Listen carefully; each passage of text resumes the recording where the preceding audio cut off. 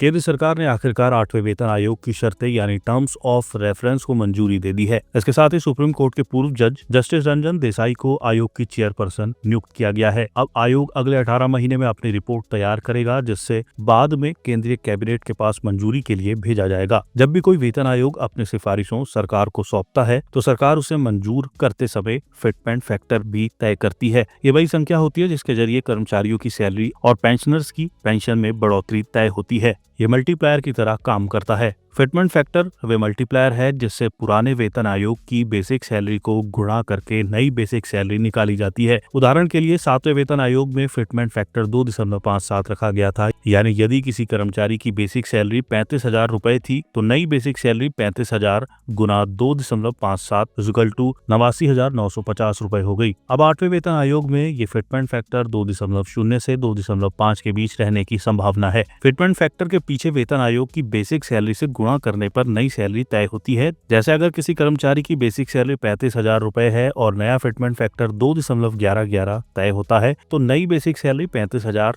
गुना 2.11 73,850 रुपए होगी। इसके साथ ही एचआरए यानी हाउस रेंट अलाउंस और डीए यानी महंगाई भत्ता जैसे भत्ते भी बेसिक सैलरी के आधार पर बढ़ जाते हैं। डीए सीधे फिटमेंट फैक्टर तय नहीं करता, लेकिन तय करने में भूमिका निभाता है। अगर इस समय महंगाई भत्ता 58% है और अगले 2 साल तक इसमें औसतन 12% और बढ़ोतरी हो सकती है तो तब ये 70% तक पहुंच सकता है। इसके अलावा सरकार पिछले सालों में वेतन बढ़ोतरी आंकड़ों और फैमिली यूनिट को भी ध्यान में रखती है।